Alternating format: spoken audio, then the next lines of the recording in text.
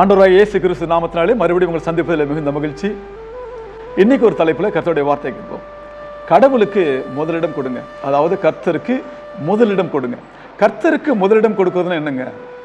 நீங்கள் அதிகாலையில் எந்திரிக்கிறீங்களே, இப்படி சொன்னோன்னே சில பேர் சொல்லுவாங்க, நான் என்னால் அதிகாலை எந்திரிக்க முடியலைங்க, நான் வேலைக்கு போயிட்டு வரேன், எனக்கு ரொம்ப உடம்பு டயர்டாக இருக்குது, நான் எனக்கு ஹெல்த் ப்ராப்ளம் இருக்குது, நான் டேப்லெட் போகிறேன் அப்படின்னு நீங்கள் சொன்னீங்கன்னா, அதிகாலைன்றது என்ன குறிக்குதுன்னா, அதிகாலை 4 மணிக்கு 5 மணிக்கு எந்திரிக்கிறது நம்ம அதிகாலை குறிக்கும்.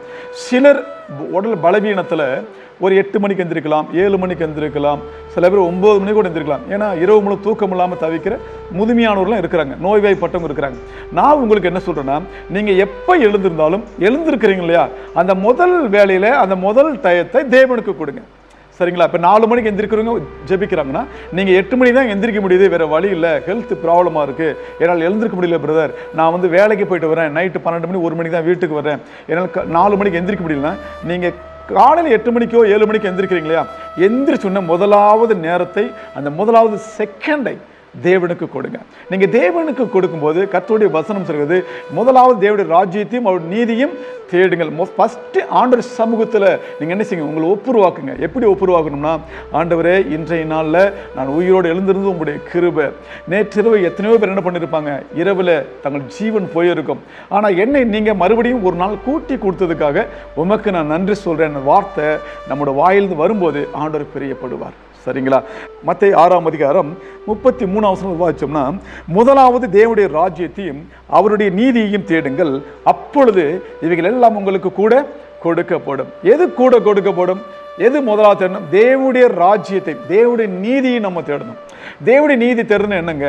இப்போ வசனத்தை படிச்சுட்டீங்க, வசனத்தை படித்தா போதுமா? நம்ம இன்னைக்கு வேலைக்கு போயிட்டேங்க, நான் வசனத்தை படிச்சுட்டேன், திரும்ப சாயங்காலம் ஜோபன் படுக்கிறேன், அப்படி இல்லை. வசனத்தை நீங்கள் படித்ததுக்கு பின்னாடி அந்த வசனத்தின்படி வாழ்ந்து காட்டுகிற ஒரு வாழ்க்கை அன்றைய தினம் முழுவதும் நீங்கள் வாழணும். அதாவது இன்னைக்கு காலையில் எந்திரிச்சிட்டிங்க, இரவு நைட்டு 10 மணிக்கு படுக்கிறீங்கன்னு வச்சுக்கோங்களேன், இந்த 10 மணிக்கு இடைப்பட்ட கேப்பில் இருக்கிற நேரங்களில் உங்களை பார்க்குறவங்க இயேசு கிறிஸ்துவை பார்க்கணும். உங்கள் வாயின் வார்த்தைகள் கிருபை பொருந்தினதாக இருக்கணும். உங்களோட ஃபேஸ் ரொம்ப அன்பாக வச்சுக்கோங்க. நீங்கள் மற்றவங்கள்ட்ட பேசும்போது ஒரு கடுக்கடுப்பாக, ஒரு சிடுன்னு பேசாமல் அன்பான வார்த்தைகளை பேசுங்க. இயேசு கிறிஸ்து எங்கே போனாலும் கிருபை பொருந்தின வார்த்தைகளை பேசினார். இப்போ பாருங்கள், ஒரு விபச்சாரி ஸ்திரியை கொண்டு வந்து ஒரு இடத்துல நிப்பாட்டுறாங்க. அங்கே இருக்கிற எல்லாரும் சொல்கிறாங்க, இந்த விபச்சாரி சமயத்தினால கையும் மையமாய் பிடிக்கப்பட்டால் அன்றைக்கு இருந்த மோசையின் நியாயப்பிரமாண சட்டத்தின்படி கல்லெறிஞ்சு கொல்லணும். ஒரு கல்லை கொண்டு வந்து இயேசு சமூகத்தில் இயேசு கிட்ட கொடுக்குறாங்க. ஆண்டவரை நீங்கள் முதலாவது கல்லெறிங்க அப்படின்றாங்க. ஆண்டவர் கல்லெறியல. அவர் என்ன தெரியுமா சொன்னார்? உங்களில் பாவம் செய்யாதவன் முதலாவது அந்த பெண்ணின் மீது கல்லெறிய கடவுன்னார்.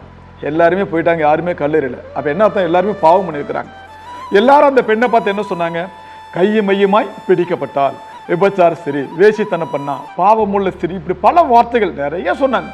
ஆனால் இயேசு அந்த ஸ்திரியை பார்த்து என்ன தெரியுமா சொன்னார்? மகளே, இனி நீ என்ன செய்யாத, பாவம் செய்யாத. அவங்க சொன்ன வார்த்தைக்கும் இயேசு சொன்ன வார்த்தைக்குள்ள வித்தியாசம் என்ன? அவங்க வந்து என்ன சொன்னாங்க? கெட்ட ஸ்திரீ, பாவியான ஸ்திரீ, விபச்சாரி, வேசி, கை மையமா பிடிக்கப்பட்டால் என்ன பண்ணாங்க? ரொம்ப மோசமான வார்த்தைகள் எல்லா ஜனங்களுக்கு முன்னாடி சொன்னாங்க. ஆனால் இயேசு கிறிஸ்து அதே ஜனங்களுக்கு முன்னாடி அந்த அந்த பெண்ணை பார்த்து ஸ்திரீயே, மகளே அப்படின்னார். மகளேன்னு என்னங்க அர்த்தம்? அப்பாவுக்கு அந்த ஸ்தானத்தில் சொன்னார். இன்னைக்கு யோசிச்சு இந்த வீடியோ பார்க்குற நீங்கள் ஒரு பாவமுள்ள ஸ்திரீ ஒரு சபையில் இருக்கிறாங்கன்னு வச்சுக்கோங்களேன், எங்கேயோ ஒரு இடத்துல இருக்கிறாங்க, அவங்க ஒரு தவறான ஸ்திரீ மற்றவங்க குற்றம் சாட்டும் போது நீங்கள் எல்லாருக்கும் முன்னாடி அப்படி சொல்லாதீங்க, அவங்க என் மகள் மாதிரி அப்படின்னு உங்களால் சொல்ல முடியுமா? சொல்ல நமக்கு மனசு வராது இல்லைங்களா? ஏன்னா அந்த பெண்ணோட கேரக்டர் நமக்கு தெரிஞ்சுக்கலாம், அந்த பையனோட கேரக்டர் தெரிஞ்சுக்கலாம், எதுக்குடா தேவையில்லாத ரொம்ப நம்ம ஒதுங்கி போடலாம். ஆனால் இயேசு கிறிஸ்து சொன்ன வார்த்தை என்ன? மகளே, இனி நீ பாவம் செய்யாதே, நீ சமாதானத்தோடு போனார். இப்படிப்பட்ட வார்த்தைகள் வாயிலிருந்து வரணும்னா அதுதான் முதலாவது தேவனுடைய ராஜ்யத்தை நம்ம தேடுறது. சபைக்கு ஞாயிற்றுக்கிழமை போகிறோம், வெள்ளிக்கிழமை போகிறோம், உபவாச கூட்டங்களை கலந்து கொள்கிறோம், சுவிசேஷ கூட்டங்கள் கலந்து கொள்கிறோம், நல்லது. ஆனால் காலையில் எந்திரிச்சு அன்றைக்கு நைட்டு நீங்கள் படுக்கிற வரைக்கும் வேலை பார்க்குற இடத்துல, நீங்கள் மற்ற இடத்துல போகிற இடத்துல, பேசுகிற இடத்துல, எல்லா ஜனங்களிடத்திலும் நாம் எப்படி நடந்து கொள்கிறோம், அதுதான் நம்ம ரொம்ப முக்கியம். நீ முதலாவது தேவனுடைய ராஜ்யத்தையும் நீதியும் சொல்லணும். மற்றவங்களை உங்களை குறித்து என்ன சொல்கிறாங்க பயப்படக்கூடாது. நீங்கள் ஆண்டோடைய அன்பை வெளிப்படுத்தக்கூடிய அத்தனை நேரங்களையும் நீங்கள் தேவனுக்கு என்ன செய்யணும்? நீங்கள் வெளிப்படுத்தணும். பாருங்கள், ஆண்டவர் இயேசு கிறிஸ்து தேவனுடைய நீதிக்கு முக்கியத்துவம் கொடுத்தார். ஒரு பாவமும் செய்யாதவர் இயேசு கிறிஸ்து. அவருடைய பாவமே சுத்தமாக கிடையாது. பாவம்னு என்னென்னு அவருக்கு தெரியாது. சரிங்களா? அப்படிப்பட்டவர் அவர் வந்து ஏன் ஞானஸ்தானம் எடுக்கிறார்?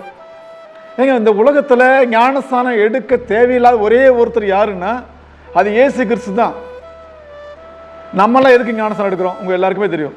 நான் பழைய மனுஷனாக இருந்தேன், நிறைய பாவம் பண்ணேன், இனிமேல் பாவம் பண்ண மாட்டேன், நான் புதிய மனுஷனை ஒப்பு கொடுக்குறேன், என் ஆவி ஆத்துமா சரீரம் இயேசு ரத்தத்தால் கழுவப்படட்டும் நம்ம சொல்கிறோமே இல்லையா?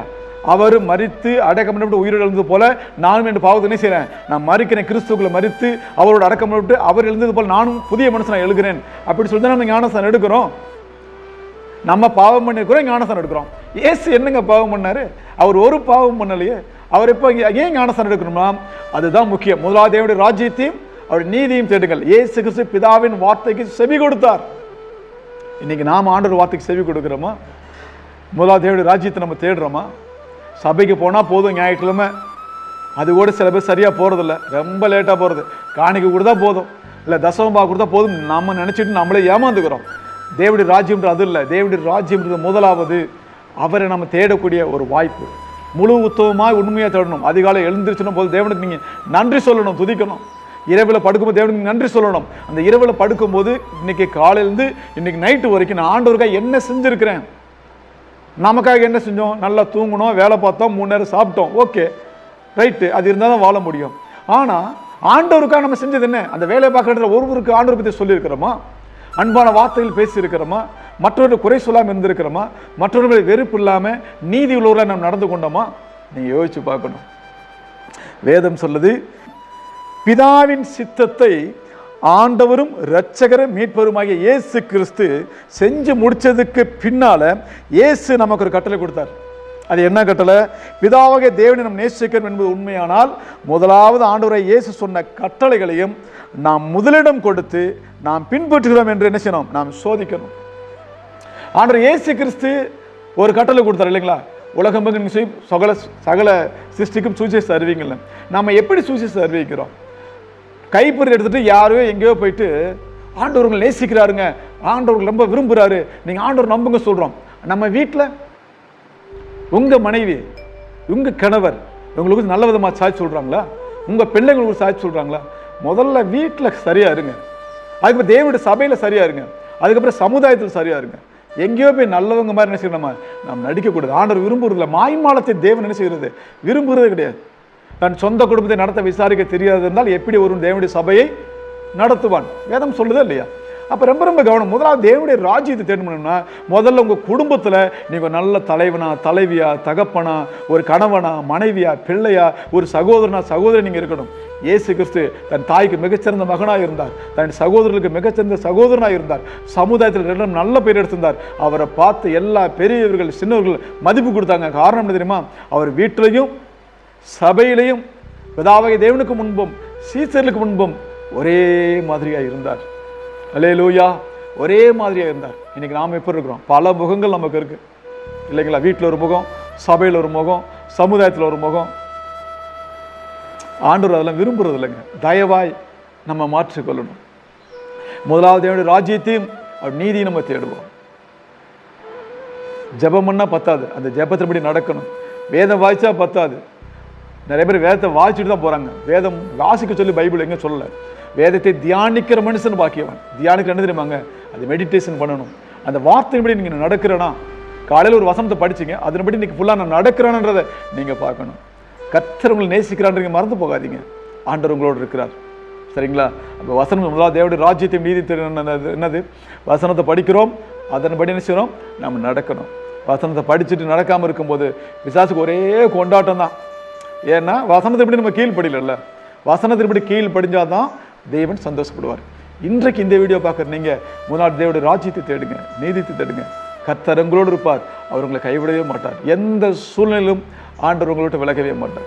அல்லேலூயா. நம்ம சின்னதாக ஜெபம் பண்ணலாமா? கண்ணை மூடி. எங்கள் பரிசுத்தமுள்ள பிதாவே, இந்த வேலைக்காக நான் ஜெபிக்கிறோம். இந்த வீடியோ பார்க்குற ஒவ்வொருத்தரையும் உங்களுடைய சமூகத்தில் நாங்கள் ஒப்பு கொடுக்குறோம். ஆண்டவரே, முதலாவது தேவனுடைய ராஜ்யத்தின் நீதியும் தேடுங்கள் சொன்ன வசனத்தின் அர்த்தத்தை நீர் எங்களுக்கு சொன்னதுக்காக நன்றி சொல்கிறோம். உமக்காக நாங்கள் வாழ பேச உதவி செய்யுங்கப்பா. இந்த பூமியில் இருக்கிற வரைக்கும் உமக்கென்று சாட்சியாக வாழ உதவி செய்யுங்க. எங்களுக்கு தாழ் துப்பு கொடுக்குறோம். இந்த வீடியோ பார்க்குற ஒவ்வொருத்தரையும் கர்த்தர் ஆசீர்வதிப்பீரார். இயேசு கிறிஸ்துவின் நாமத்தில் ஜெபிக்கிறோம் நல்ல பிதாவே. ஆமென். ஆமென். God bless you. மறுபடியும் இன்னொரு வீடியோவில் சந்திக்கிற வரைக்கும் உங்களது விடைபெறுகிறேன்.